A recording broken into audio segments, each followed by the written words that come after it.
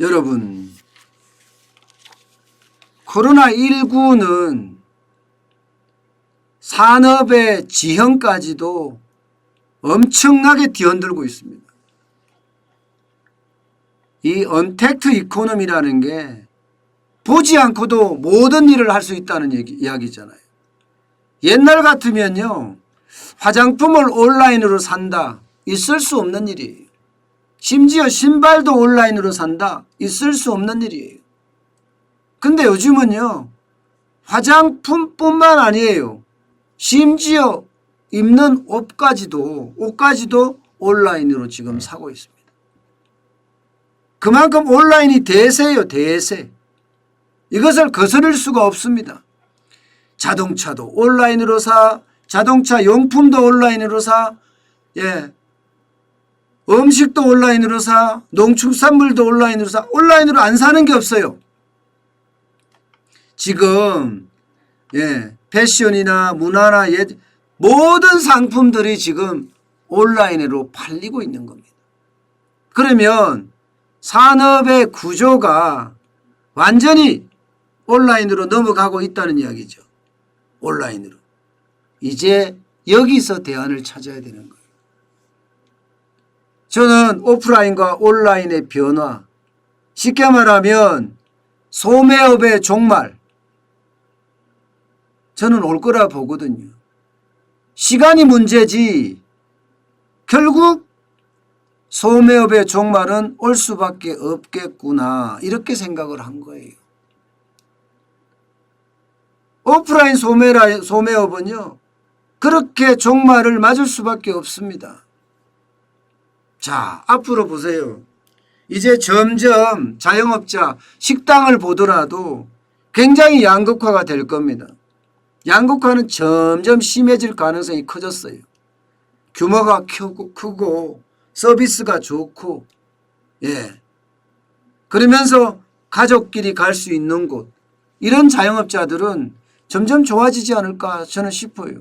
그만큼 규모가 크고 이럴 때는 방역이라든가, 그 다음에 위생이라든가, 여기에다가 서비스까지 중무장하고 달려들 테니까요.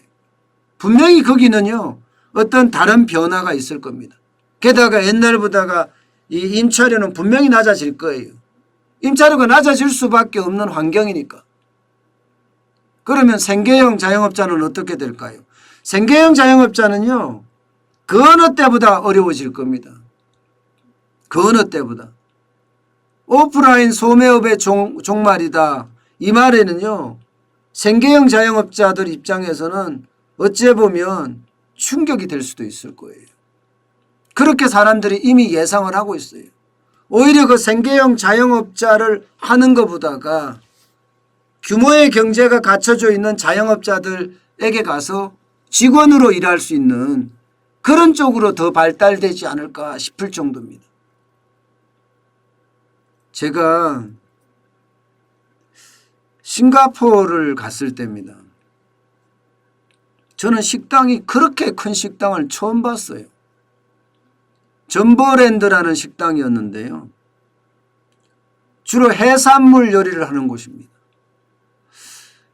어림잡아도 한 2,000명 정도 앉아 있는 것 같아요. 테이블이 밖에 안에 다 같이 있는데 이렇게 둥근 원탁 테이블이에요.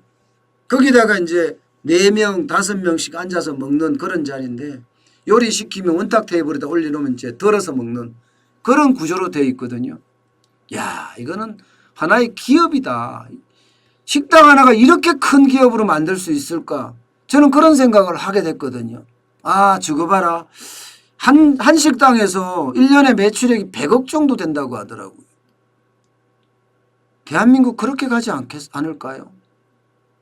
저는 그렇게 가리라고 자꾸 보여요. 이제는요. 오프라인은 그렇게 규모의 경제로 가면서 가격을 싸게, 그러면서 많은 사람들이 오게 하는 것. 저는 이제 그런 유의 어떤 식당들이 많이 나타나지 않을까 싶습니다. 반면에 오프라인 소매업은 종말을 맞지만, 그죠?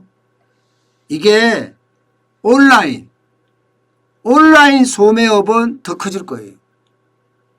결국은 생계형 자영업자분들이 규모의 경제가 되어 있는 어떤 자영업자 군으로 흡수가 되든가, 그렇지 않으면 온라인으로 전문으로 하는 자영업자들로 거듭 재탄생하든가, 저는 이렇게 되는 것처럼 보이거든요.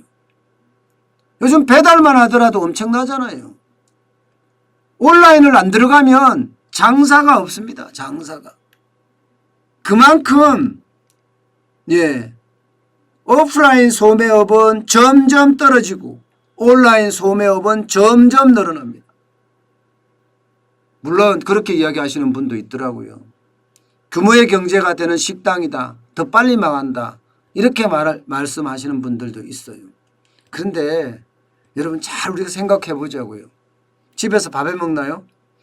요즘이요, 코로나19 때문에 밥을 많이 해 먹는지는 모르지만 점점 집에서 밥 안 해 먹습니다.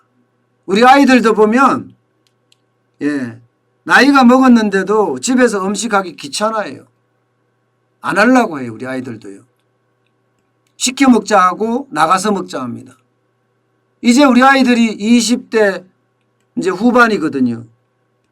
그러면 그네들이 가지고 있는 속성은 집에서 어렵게 해 먹는 것보다가 밖에서 나가서 맛있는 거 먹자, 이런 주의예요. 바뀌었다니까요, 문화가. 그래서 저는 이 자영업도 규모의 경제가 되고 사람들이 가족 단위로 이렇게 나가서 식사하는 건수가 많아지고 이렇게 되리라고 예상을 하거든요. 이렇게 되니까 여러분, 온라인 쪽에도요, 엄청난 변화가 지금 찾아오고 있습니다. 엄청난 변화가. 우리가 이것을 잘 봐야 돼요. 그래야지 우리가 생존할 수가 있습니다. 자, 네이버 엄청 늘어났죠. 33%나 온라인이 늘어났습니다. 거래액이 말입니다.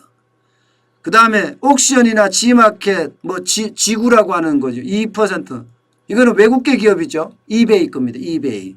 쿠팡은 50%나 늘어났고요. 위메프도 5%, 생각보다 덜 늘어났죠. 티모는 마이너스 7%예요. SSG, 석다캄은 31%나 늘어났습니다. 뭔가 이게 구조의 대변화, 산업의 대변화를 보이죠. 그렇게 갈 겁니다. 때문에 우리가 제조업을 하든 이게 완제품을 만든다면 서비스업을 하든 어느 쪽도 저는 마찬가지라고 봐요. 시장이 이미 아포칼립소, 저는 리테일 아포칼립소라는 말을 믿습니다. 그만큼 리테일 아포칼립소라는 게 오프라인 소매업 종말 이렇게 해석할 수 있는 부분인데요. 저는 그것을 믿습니다. 여러분, 이제 세상은 바뀌었다고 이미 이야기할 수가 있어요. 굳이 아니다 하다 보면 바뀐 세상은 저 멀리 도망가거든요. 한 해 온라인 쇼핑에서 150조가 거래가 돼요. 150조. 그렇다 그러면 패러다임이 시프트 된 거 맞죠? 저는 그래서 여러분, 온라인에 대한 준비 그 어느 때보다 철저히 해야 된다, 이렇게 생각을 합니다. 게다가 이게 제가 제일 중요한 요소라고 생각을 하는데요. 이제는 중간 유통 단계도 큰 의미가 없어질 수가 있어요. 도매시장 기능이 많이 사라진다는 이야기예요. 원산지에서 소매업자가 직접 판매하는 그런 일들이 굉장히 많이 벌어질 거예요. 이미 많이 벌어져 있지만. 그렇게 되면 이 도매업자들조차도 지금 굉장히 어려워지는 유통의 어떤 대혁신, 대변화 이미 눈에 보입니다. 여러분, 오늘이 설날이죠. 설날에도 영상통화를 하고 부모님에게 인사하는 세상이 됐습니다. 물론 코로나19라는 극단적인 어떤 질병이 우리를 가로막기도 했지만 시대는 분명히 바뀌어간다는 것을 느낄 수가 있는 것 같습니다. 예. 제가 리테일 아포칼립스라고 말씀을 드렸는데 아포칼립스라는 게 묵시록이죠. 요한계시록. 그만큼 변화하는 시장에 철저하게 대응을 해야 합니다. 그것만이 여러분 자신도 살리고요. 여러분 가족, 친구 다 살릴 수 있는 일이라는 것 다시 한번 기억을 해야 될 것 같습니다.